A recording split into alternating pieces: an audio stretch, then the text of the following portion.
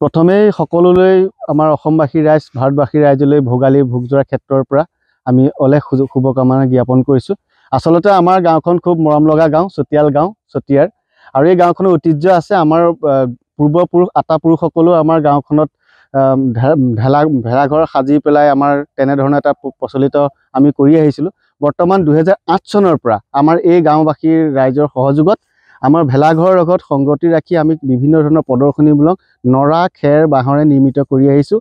আৰু ইয়াত বিভিন্ন ধৰণৰ সংঘাতৰ কথা আমাৰ ইয়াত আমি উল্লেখ কৰোঁ, যিহেতুকে এতিয়া প্ৰজন্মৰ লগত আমাৰ ইয়াত নৰা খেৰৰ লগত সংগতি ৰাখি আমাৰ মহ যুঁজ, বুলবুলি চৰাই যুঁজ, হাতী মানুহৰ সংঘাত, এনেধৰণৰ কিছু আমি ইয়াত প্ৰতিচ্ছবি ইয়াত আমি বনাবলৈ চেষ্টা কৰি আহিছোঁ।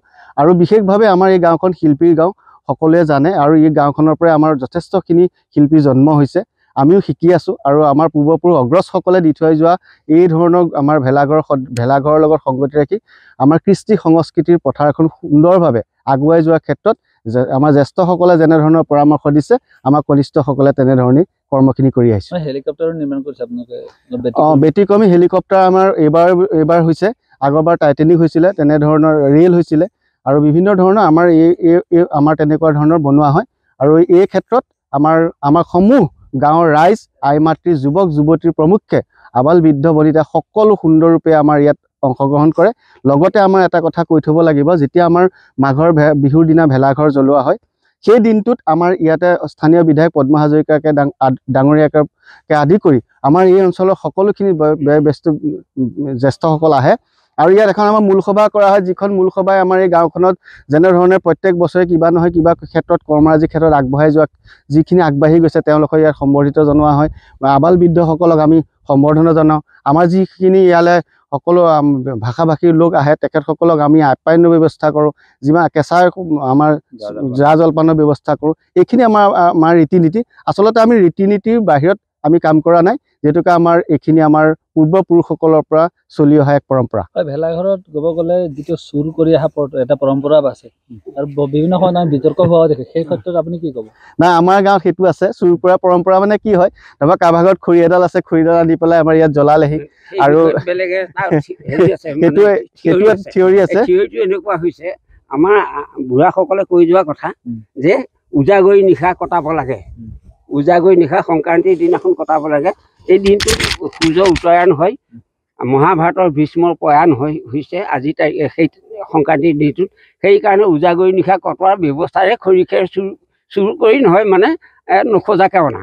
আচলতে চুৰ কৰা নহয়, নোখোজাকৈ আনি জুই ফুৱাৰ এটা ব্যৱস্থা। তাৰমানে উজাগৰে থাকিব লাগিব, যিহেতুকে ঠাণ্ডাৰ দিন। এইটোহে আচলতে ব্যৱস্থা, এইটো চুৰ কৰাৰ পৰম্পৰা। আপোনালোককো আমাৰ এই অনুষ্ঠান ভাগত অহাৰ কাৰণে অলেখ আমাৰ শুভকামনা জ্ঞাপন কৰিছোঁ। আৰু আমাৰ অনুষ্ঠানখিনিত একদম সম্পূৰ্ণভাৱে আপোনালোক থাকিব, সহযোগিতা কৰিব। আৰু অনাগত দিনত এনেধৰণৰ আমাৰ ৰাইজৰ মাজলৈ লৈ যোৱাৰ ক্ষেত্ৰত আপোনালোকৰ প্ৰত্যেকটো চেনেলৰ প্ৰত্যেকটো সদস্যলৈ আমাৰ ভোগজোৰা ভোগালী ক্ষেত্ৰৰ পৰা অলেখ শুভকামনা কৃতজ্ঞতা জনাইছোঁ। ধন্যবাদ। সমূহ অসমবাসীলৈ ভোগালীৰ শুভেচ্ছা যাচিছোঁ। আমি পৰম্পৰাগতভাৱে আমি ভেলাঘৰ ভাগ নিৰ্মাণ কৰি আহিছোঁ আমাৰ ককাহঁতৰ দিনৰ পৰা। 2008 পৰা আমি ব্যতিক্ৰমীভাৱে নিৰ্মাণ কৰাৰ প্ৰয়াস কৰিছোঁ আৰু কিছু আমি সফলো হৈছোঁ। ইয়াৰ মাজেদি অসমবাসীলৈ এটা মানে শান্তি আৰু সম্প্ৰীতিৰ বাৰ্তা প্ৰেৰণ কৰিছোঁ।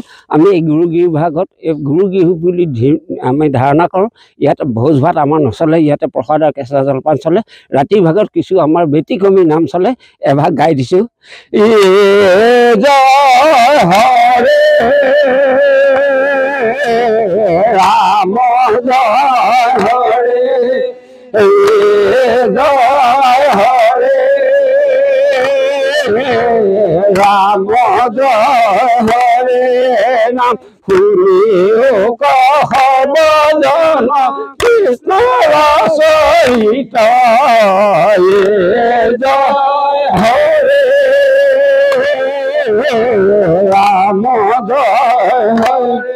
ও মাধৈ মালতী ফুল চালত শুকাল, হৰি নাম লওঁতে ৰাতি পুৱালে। মাধৈ মালতী ফুল চালত শুকাল, হৰি নাম লওঁতে ৰাতি পুৱা